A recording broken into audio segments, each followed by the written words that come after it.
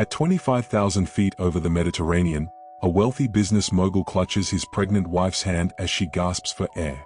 Her life and unborn child slipping away with each breath. The crew calls for a doctor, but no one answers until a teenage black boy in economy stands up. Calm, focused, and ignored by everyone moments before. He steps forward with one request. Let him try. What the passengers don't know is this kid isn't just smart. He's about to save 2 lives and change all 3 forever. At 25,000 feet above the Mediterranean, the cabin lights had dimmed and most passengers had drifted into a quiet haze of sleep or silence. But something wasn't right. In seat 1A, Evelyn Boswell shifted uncomfortably. Her hand pressed against her chest. Her breathing had grown shallow, fast, uneven. She tried to speak, but only managed a whisper. "Ray, I can't breathe." Her husband, Raymond Boswell, turned instantly, alarm flashing across his face. "What, Evelyn?" he asked, rising so quickly from his reclined seat that his champagne glass tipped onto the floor. Across the aisle, a flight attendant named Isabel rushed over, her face composed but tight with concern. Evelyn's skin had gone pale, her lips tinted blue. "Is there a doctor on board?" Isabel called out, urgency rising in her voice. Another attendant emerged with a bright orange medical kit. "We need medical assistance immediately," she repeated down the aisle. In the back of the plane, in seat 12B, 16-year-old Elijah Benson sat bolt upright. He'd been half asleep, headphones still playing quiet instrumental music from his study playlist. But those words, trouble breathing, pregnant, medical emergency, snapped him into full alert. His mind raced. Lowered chest pressure, pale skin, labored breaths. He'd seen this before. Once when his grandmother, Mrs. Victoria Benson, nearly collapsed on their apartment floor in Oakland. That time the paramedics said it was a pulmonary embolism. And that woman up front, the symptoms sounded the same. Elijah looked around. Nobody else was moving. No one was standing up. Maybe a doctor was asleep or afraid to speak up. Or maybe there wasn't one. He turned to the attendant walking past his row. "Excuse me," he said. "I think I might know what's wrong." The woman barely glanced at him. "We need a licensed medical professional." "Please stay seated," she said automatically and kept moving. Elijah's heart pounded. He knew what he looked like. A skinny black kid in a hoodie, jeans slightly too short, a backpack between his feet, but he also knew what a pulmonary embolism looked like. "Oh," he called louder. "Please, pregnancy increases the risk 5-fold. Has she had leg swelling? Is she short of breath between every word?" That made her pause. She turned and stared. He stood up. "My grandmother had the same thing last year. I cared for her myself. It could be a clot. It's dangerous. She needs oxygen now and maybe aspirin." The attendant hesitated. Then another voice crackled over the intercom.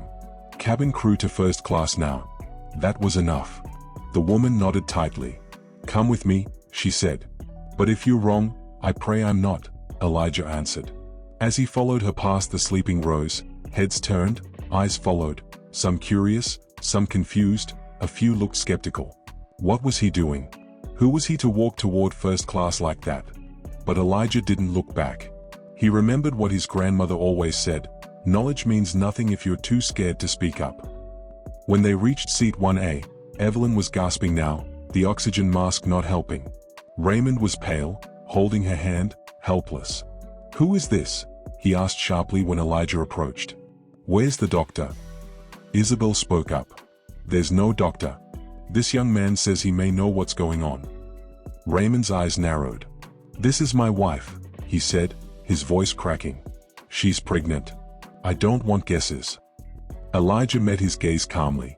"Sir, I understand, but I've seen this before. Her symptoms match pulmonary embolism, a clot in her lung, and at 28 weeks pregnant, that's high risk. She needs the clot stopped. Oxygen will help and aspirin if she can take it." Isabel opened the kit. "We have aspirin." Evelyn's head turned slightly toward Elijah. "My left leg, it was swollen yesterday. I thought it was normal." Elijah nodded. "That's where it likely started." Raymond looked between them. His breathing grew shallow, not from illness, but from fear. For a moment, he froze. The cabin noise seemed to fade into the background. All he could see was Evelyn's pale face, her lips tinged blue, her chest rising in panicked gasps. Her eyes found his. Not wild, not frantic, just pleading, silently begging for help. He wanted a doctor. He wanted certainty, but none was coming. He turned to Elijah. The boy didn't waver. There was no arrogance in his eyes, just urgency, just purpose. Raymond's grip on Evelyn's hand tightened, then loosened. A beat passed. "Do what he says," Raymond whispered finally, his voice thick. "Please." In that moment, the lines between first class and economy disappeared. There were no designer suits or worn hoodies, no status, just a pregnant woman fighting to breathe and a teenager doing everything he could to help her. And in that narrow aisle between luxury and desperation, something began to shift, though none of them realized it just yet. The scene inside first class was tense, nearly frozen. Evelyn Boswell lay reclined, eyes fluttering, her breathing shallow and fast. A thin layer of sweat coated her forehead. Raymond knelt beside her, his hands still gripping hers, his face drawn and colorless. Isabel handed Elijah the aspirin, still unsure if she should be letting this teenager take over. But with no doctor on board, and the passenger's condition worsening, hesitation was no longer an option. "She needs to chew it," Elijah said, his voice calm but firm. "It'll get into her bloodstream faster." Isabel nodded and carefully slipped the tablet past Evelyn's lips. Elijah looked around quickly. "We need to get her legs elevated and loosen anything tight. Shoes, belt, jewelry, anything that might slow blood flow." Raymond helped, removing Evelyn's shoes and lifting her legs with the rolled-up blankets Isabel had brought. The cabin around them was quiet, but not asleep anymore. A few heads peeked out from their pods, curious, some concerned. One man across the aisle muttered, "They're letting a kid do this."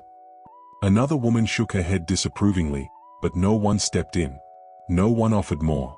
They just watched.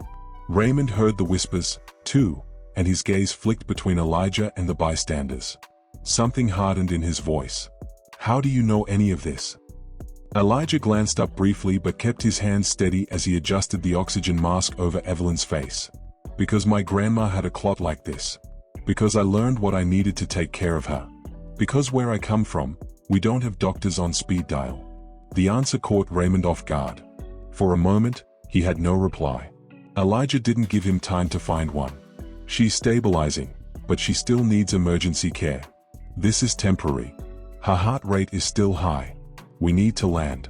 Isabel had already notified the captain. "We are diverting to Frankfurt," she said quietly to Raymond. "They'll have a medical team waiting."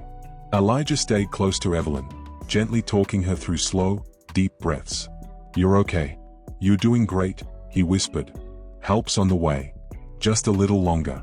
Evelyn looked at him, eyes glassy, lips trembling, and nodded weakly.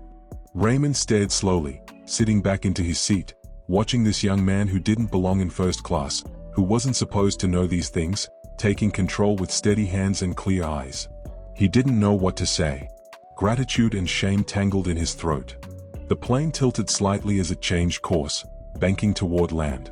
In the cabin, the line between confidence and panic had thinned to nothing. But in the quiet corner of seat 1A, Elijah held that line. For the first time, Raymond didn't see a kid in a hoodie. He saw the person saving his family. And as the soft hum of the engines continued, as lights blinked quietly overhead and flight attendants whispered into radios, one truth settled deeply over everyone in earshot. If Elijah hadn't stood up, Evelyn and the baby might not have survived. The landing lights flicked on. The captain's voice came through. "We'll be touching down in Frankfurt in 25 minutes. Medical team is on standby." Elijah let out a slow breath. Evelyn's color had started to return. The oxygen was helping. The aspirin was buying them time, but his hands were still clenched. His body still on high alert. And in the back of his mind, he knew what this meant. Zurich was no longer within reach, the interview he'd flown across the ocean for, gone.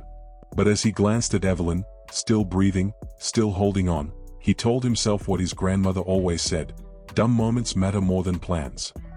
And that moment wasn't over yet. The most difficult part was still to come.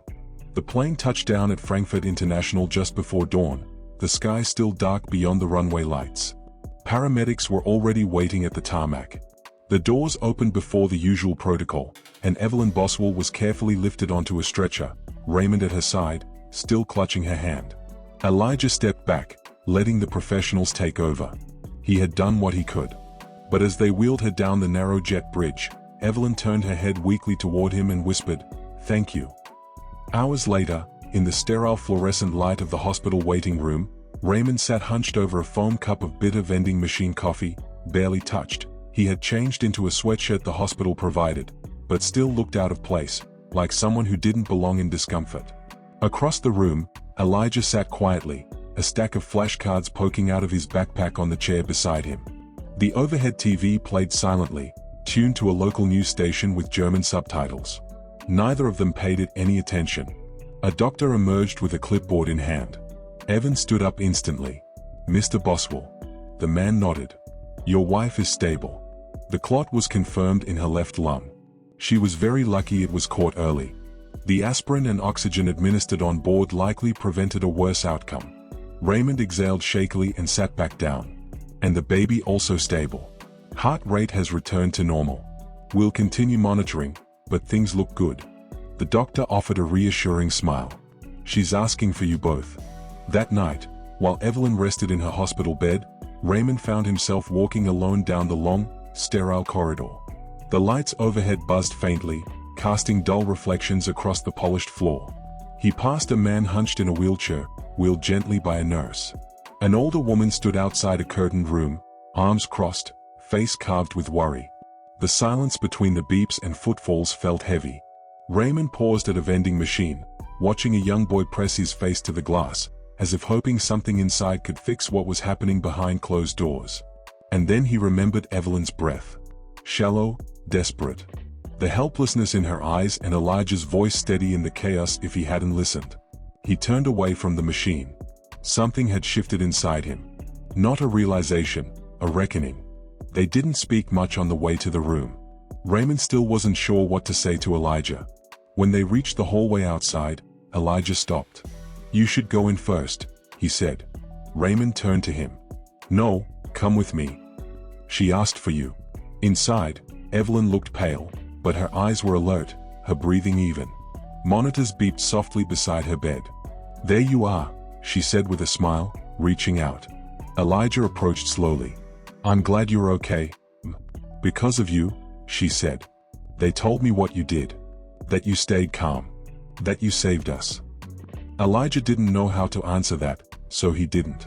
He just nodded, then pulled a chair closer. "You mentioned on the plane you were headed to an interview."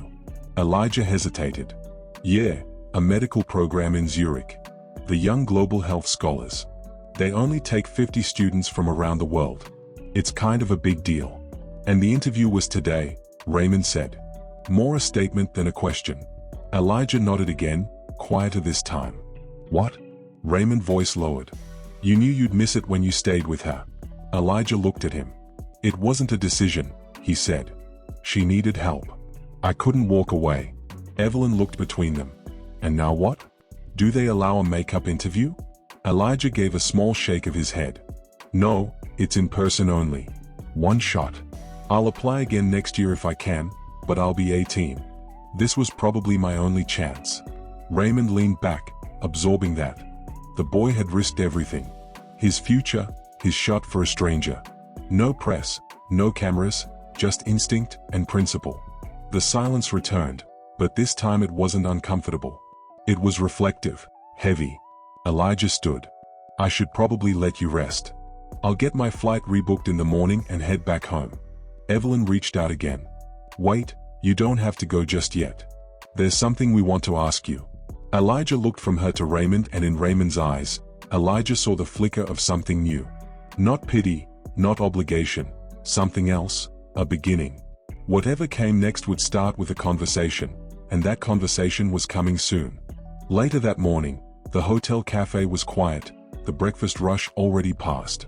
Elijah sat alone at a corner table, his notebook open beside a lukewarm cup of coffee. He wasn't writing, just staring at the same sentence he'd started 20 minutes ago. His thoughts weren't on the page. They were still in that hospital room, still with Evelyn's tired but grateful eyes, and Raymond's unreadable expression. He looked up when the chair across from him slid back. Raymond Boswell sat down, dressed in yesterday's rumpled travel clothes, holding his own cup of coffee. "I thought I'd find you here," he said. Elijah closed the notebook slowly. "She doing okay?" "Better. Sleeping. They've got her on a full course of anticoagulants, monitoring everything. Doctors say she'll carry to term if she rests."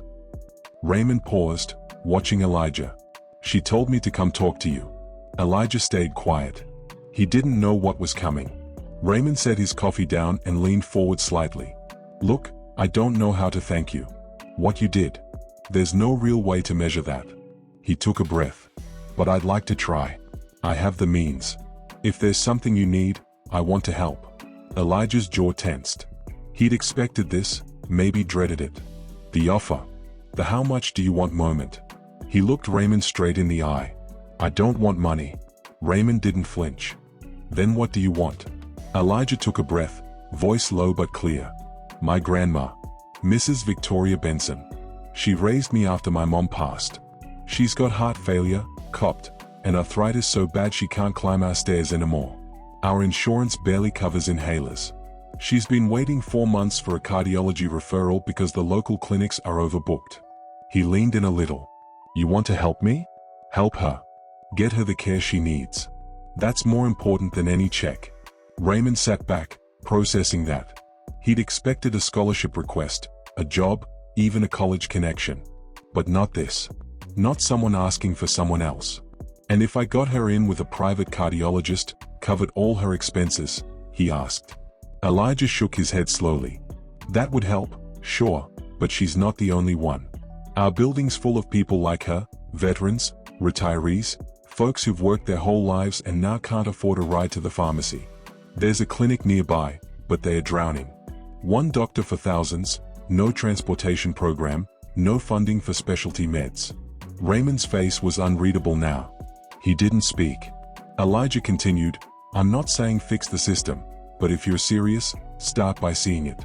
Really seeing what people like my grandma live through just to survive." Raymond looked down at his hands. 4 years, he donated to global medical missions, written large checks for projects in countries he'd never visited. But he had never once thought to ask what happened in neighborhoods 20 from his own. He looked back at Elijah. What would make a difference? Elijah didn't hesitate. "Invest in a real health initiative where we live, not charity. Partnership. Hire local. Include people from the community. Build trust. Don't just put your name on a building. Put people in it who care." The words settled heavily on the table between them. Raymond finally spoke. "We are building a hospital in Ivory Coast right now. It's a good project, but I've never considered doing anything like that in Oakland." Elijah shrugged. "Need's not about geography. It's about access and who you choose to see." Raymond looked at him for a long moment. Something shifted behind his eyes. Not guilt, not pity, understanding. He nodded once. "I'll think about that." Nowhere picked up his notebook again, but didn't open it. "That's all I'm asking." And for the first time since they'd met, Raymond smiled. Not polite, not formal, just honest. "I'd like to meet your grandmother," he said quietly. Elijah raised an eyebrow. "You sure about that?" Raymond's smile widened. "From what you've told me, she sounds like the kind of person who'd have a lot to say to a guy like me." And with that, the next step became clear, because the real conversation, the one that would change more than just 2 lives, was about to begin. A week later, a black town car pulled up in front of a narrow apartment building in East Oakland. The paint on the walls had faded, and a paper sign taped to the entrance read, "Elevator out of order." Again, Raymond Boswell stepped out first, adjusting the collar of his jacket. He looked up at the building, then over at his wife. Evelyn followed carefully, now in her 3rd trimester, one hand resting on her belly. She smiled reassuringly at him. "You're more nervous than I was in labor," she said quietly.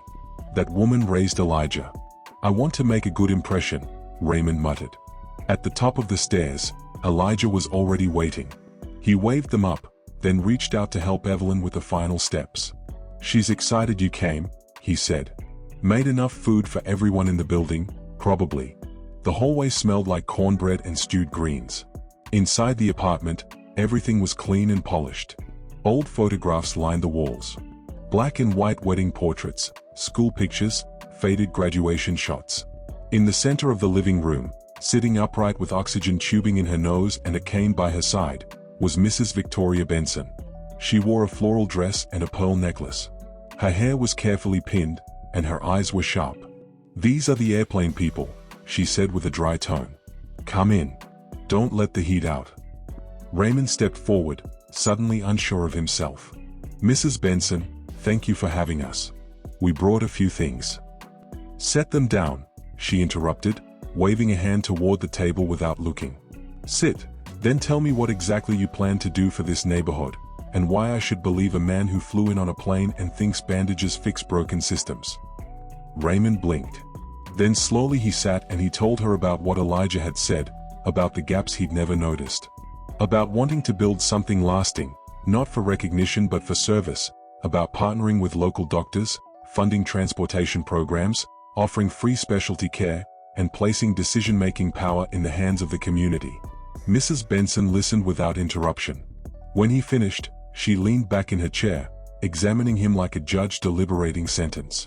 Then, unexpectedly, she smiled. "You're not as clueless as I expected. Still a bit green, but you're trying. That counts." Elijah exhaled quietly in relief. Evelyn laughed softly and reached for Mrs. Benson's hand. "Would also like to offer you full private care, anything you need, specialists, equipment, home visits."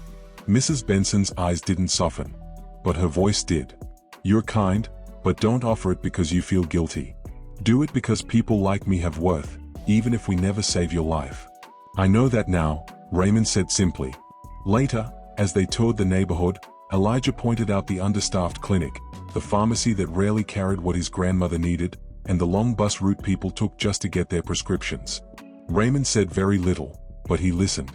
Within months, the Oakfield Health Initiative was announced, a community-run health center with full services funded by the Boswell Foundation, guided by local voices and piloted with Elijah Benson's direct input.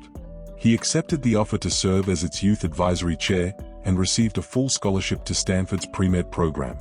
In a hospital across town, when Evelyn gave birth to a healthy baby girl, the question of her name lingered. "I've been thinking about a name," Evelyn said, her voice soft, one hand resting on the swaddle. Raymond looked up. "Me, too. But I get the feeling we are not thinking of the same one." "Victoria?" she said. He paused. "You sure? That's a lot to carry." "She carried us," Raymond replied. "Not just me, not just the baby. She changed something in you, too." Raymond considered that. "Victoria Hope Boswell." Evelyn smiled. "That sounds right." Raymond nodded. "Then that's her name." Mrs. Benson held her first, whispering, "Strong name. Let's make sure she grows into it." As Raymond watched the woman who had once called him Green Cradle, his daughter, he understood the change was complete. Not just in his family, not just in Elijah's future, but in himself. Because what Elijah had asked for wasn't money. It wasn't status. It was dignity. And dignity, Raymond now knew, was the only foundation worth building anything on. If you enjoy this story, please like, comment and subscribe. Until next time, stay curious. Who knows what story we will uncover next?